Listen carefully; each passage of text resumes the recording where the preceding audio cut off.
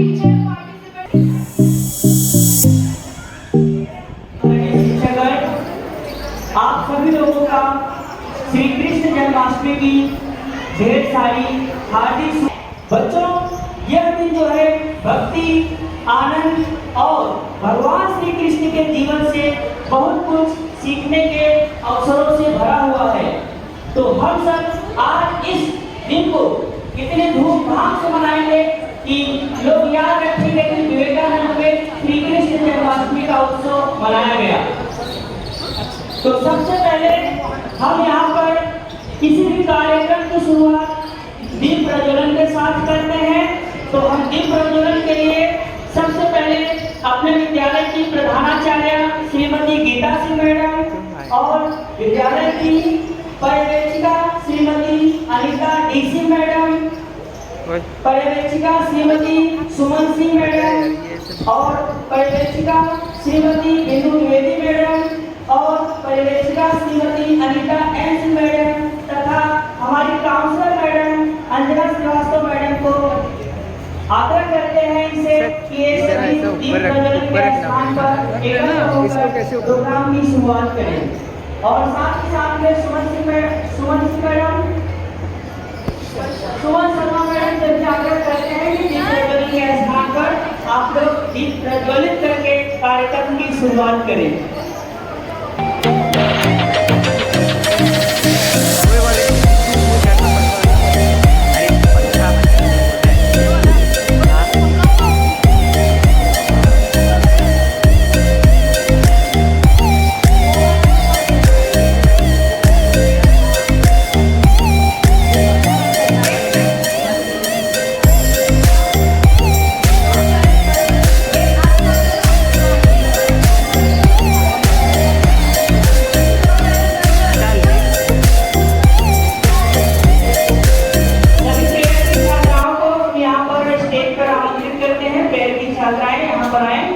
और स्टार्ट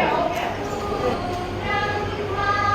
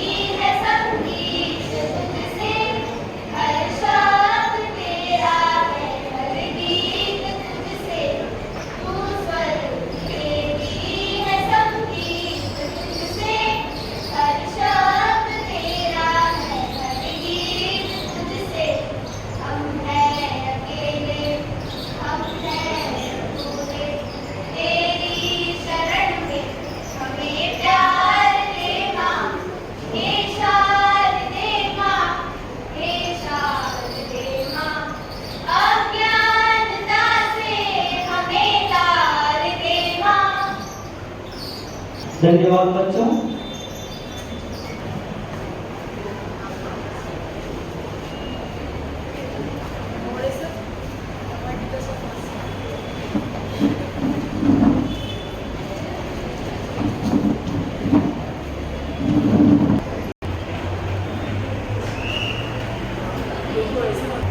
जैसा कि आप सभी लोग देख ही रहे हैं कि कृष्ण जन्माष्टमी का उत्सव जो है बड़े जोर शोर से मनाया जाने वाला है।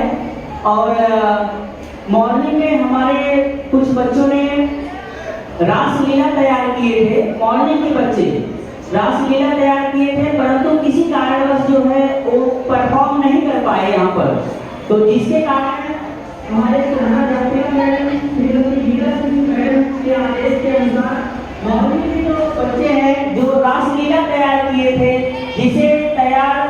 श्रीमती प्रभा मैडम ने कराया था। तो वे बच्चे आपके समक्ष जो है यहाँ पर रासलीला प्रस्तुत करने जा रहे हैं। और आप लोग जो है जब यह प्रोग्राम शुरू हो तो सभी बच्चों का, सभी पार्टिसिपेंट्स जो है उनका तालियों से जोरदार स्वागत करके उनका अभिनंदन करें।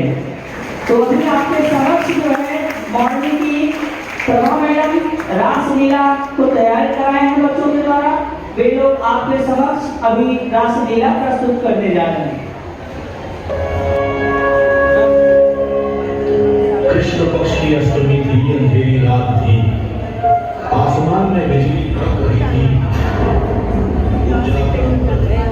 बारिश चल रही थी, मथुरा नगरी की तरफ हो रही थी, मां देवी को प्रसव की पीड़ा होती थी, स्वर्ग में देवों की उत्कंठा बढ़ी थी, यह कृष्ण जन्म की घड़ी थी।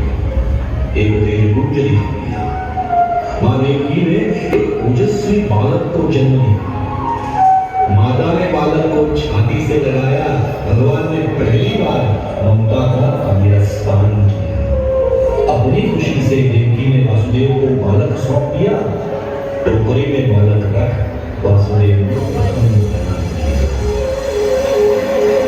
चल पड़े मथुरा से गोकुल की ओर, बारिश की आधी रात थी, यमुना नदी पार करनी थी, पानी सतत आने को था। वासुदेव ने कृष्ण को याद किया। तभी कृष्ण ने अपने अंगूठे से यमुना स्पर्श किया। उफान में उछलती यमुना ने तुरंत रास्ता दिया। ये बड़ी अनोखी बात थी, पर ये तो कृष्ण लीला की शुरुआत थी।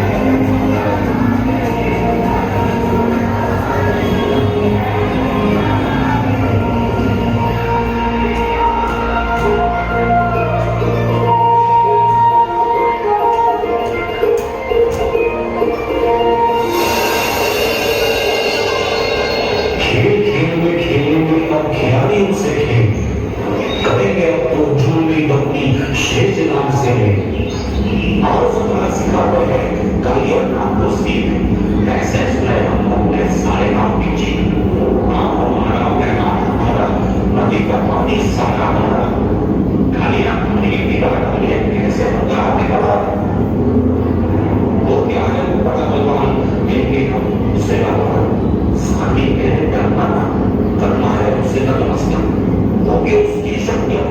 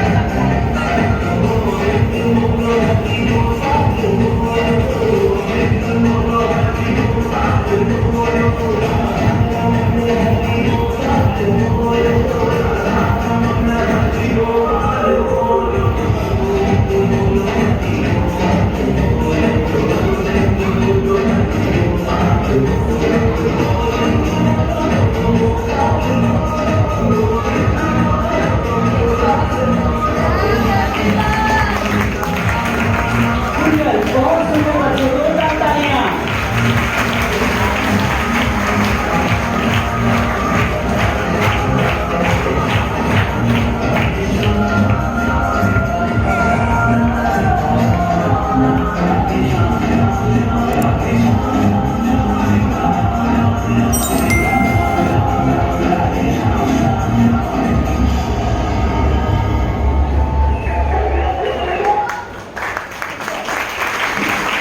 बहुत सुंदर बच्चों, बहुत सुंदर। प्रभा टीचर जी ने बहुत अच्छे से सिखाया है। प्रभा टीचर के लिए भी एक बार जोरदार तालियां। बच्चों, यहाँ रासलीला तो खत्म हो गई, परंतु राधा रानी कहाँ है? राधा रानी किधर है? दिख नहीं रही है। राधा रानी कहाँ है?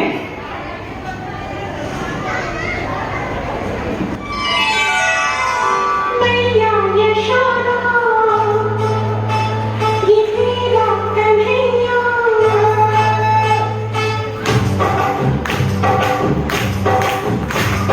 मैया यशोदा, ये तेरा कन्हैया।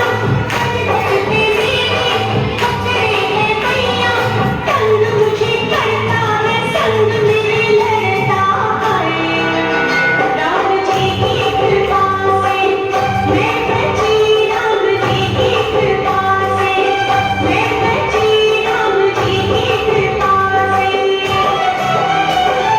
मैया यशोदा, ये तेरा कन्हैया। कट कट के मेरे कपड़े है मैया, तंग मुझे करता है, संग मेरे लड़ता है।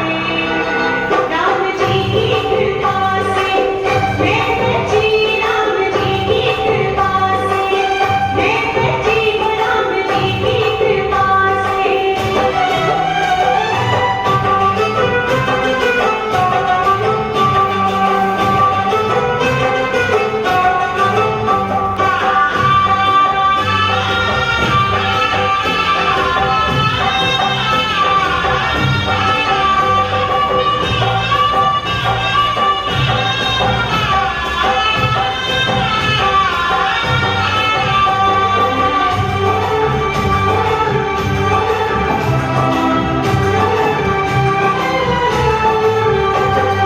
गोकुल की गलियों में जमुना किनारे बोले कंकरियां छुप छुप के मारे। लटपटाई सूरत है भोली, होली में तेरी भी डोले वो चोली। मैया न छोड़े, कन्हैया मरोड़े। मैया न छोड़े, कन्हैया मरोड़े। मैया सड़ों पे भी पीछा न छोड़े। मीठी मीठी बातों में मुझको फंसाए हाय। राम जी की कृपा से मैं बची, राम जी की कृपा से मैं बची, राम जी की कृपा से।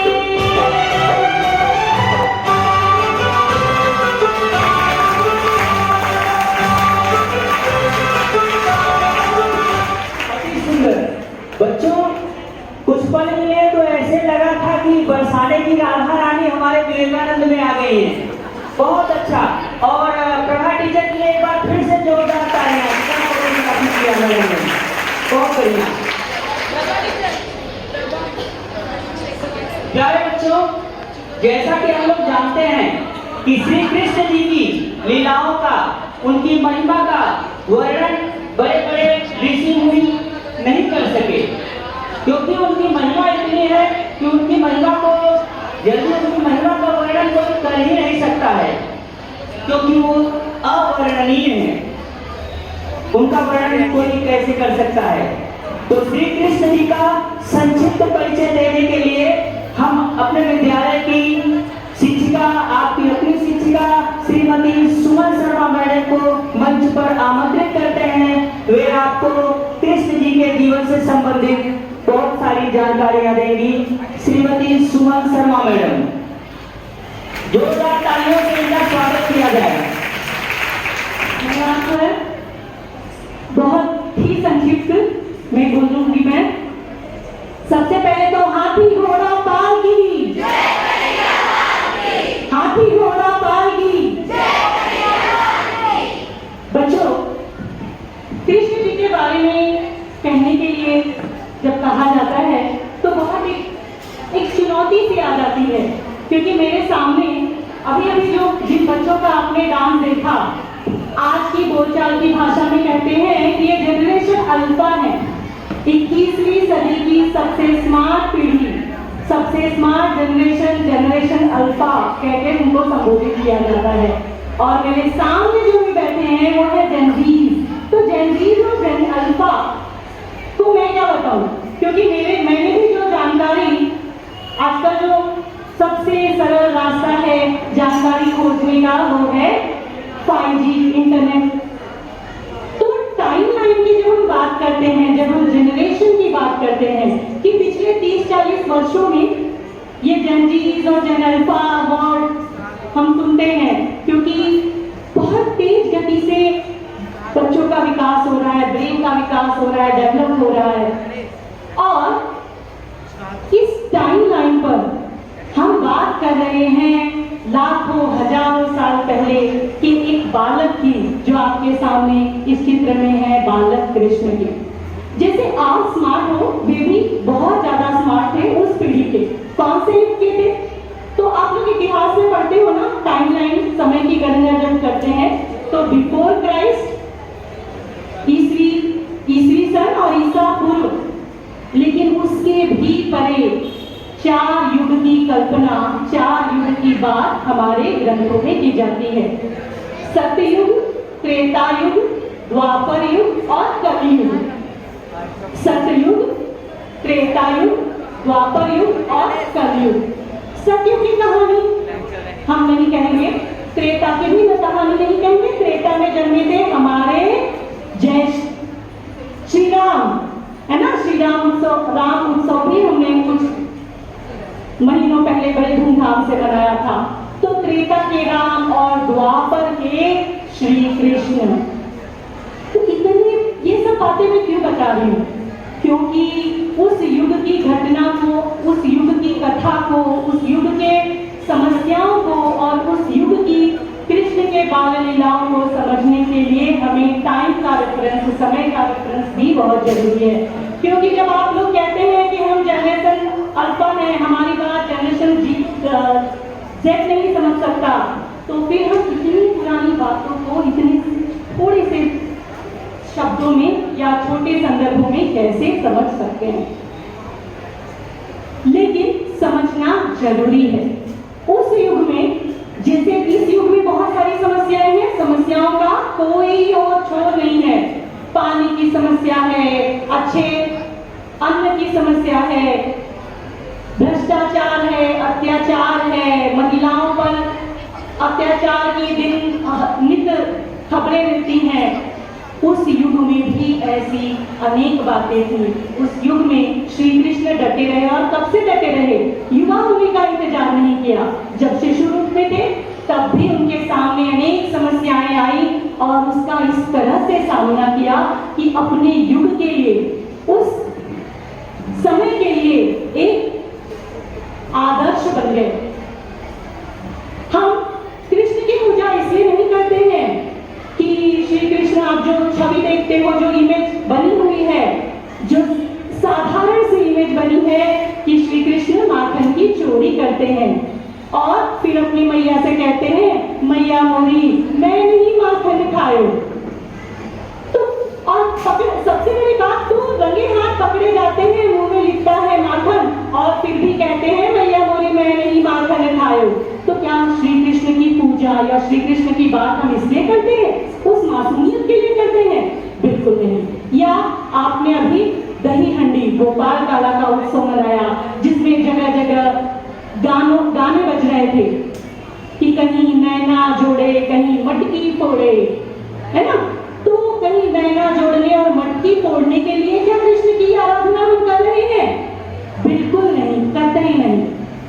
तो फिर कृष्ण युग पुरुष क्यों कहलाए?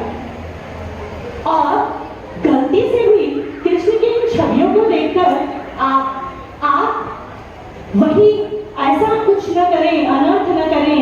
यह एक बहुत बड़ा दायित्व मुझे लगता है विद्यालय परिवार पर होता है। इसीलिए मैं उसी कड़ी को जोड़ते हुए कुछ कहना चाहती हूँ। कृष्ण ऐसे आकर्षक व्यक्तित्व वाले, ऐसे प्रेम के धनी युग पुरुष के रूप में जाने जाते हैं कि जब उनकी मैया ने जब उनको ऊखल से बांध दिया, ऊखल से बंधे रहे, मां का ऐसा आदर करने वाले श्री कृष्ण बाल गोपाल थे। अपनी बहन सुभद्रा के प्रेम का मान रखने वाले और उसके विवाह को संपन्न कराने वाले श्री कृष्ण थे। गोपियों संग रास रचाने की आप कला से अवगत हैं। आप लोग जानते हैं कि किस तरह कृष्ण गोपियों के संग रास रचाते थे, खेलते थे, नृत्य करते थे। बांसुरी पर उनकी सारी गोपिकाएं मुग्ध थी। वे गोपियों के सखा थे, वे द्रौपदी जैसी विदुषी के सखा थे। सखा बनना कोई साधारण बात नहीं है, इसीलिए कृष्ण असाधारण है। इसीलिए कृष्ण युगों युगों तक सभी के जनमानस में रहने वाले हैं कि सभी गोपियां अपने आप को श्री कृष्ण के समक्ष सुरक्षित पाती थी। द्रौपदी कृष्ण से अपनी पीड़ा व्यक्त करती हैं। उन्हें 5 पति से वे अपनी व्यथा को उस तरह व्यक्त नहीं कर पाई जैसी व्यथा अपने मन की बात को श्री कृष्ण से करती हैं। तो मेरे बाल गोपालों, हमारे विद्यालय के सारे जो गोपाल हैं, इस बात को अंडरलाइन करें, इसको अधोरेखित करें कि कृष्ण की छवि जो है, कृष्ण जो है हमारे, वो महिला सुरक्षा, महिलाओं को मान सम्मान देने में अग्रणी रहने वाले युग पुरुष के रूप में जाने जाते हैं। ऐसे युग पुरुष कि जिनके सामने हर स्त्री अपने आप को सुरक्षित महसूस करती थी। तो ये एक बहुत बड़ी चुनौती है इस युग में। यदि हम कृष्ण की पूजा करते हैं, आराधना करते हैं और कृष्ण के सामने एक पल के लिए भी जिसने कभी हाथ जोड़ा है, उनको नमन किया है, वे कहीं पर भी कभी भी किसी महिला के साथ कोई अन्याय हो और वो खड़ा न हो, देखते रह जाए, तो उससे बड़ा अधर्मी, उससे बड़ा पापी कोई नहीं हो सकता। जब भी हम विद्यालयों में धर्म की बात करते हैं तो हम एक बड़े धर्म की बात करते हैं जो है मानव धर्म। तो मानवता की धर्म की सीख देने वाले हमारे श्री कृष्ण युग पुरुष, क्रांतिकारी, जो अपने युग की हर समस्याओं पे जिन्होंने ध्यान दिया, ऐसे कृष्ण हमारे हैं जो पूजनीय हैं।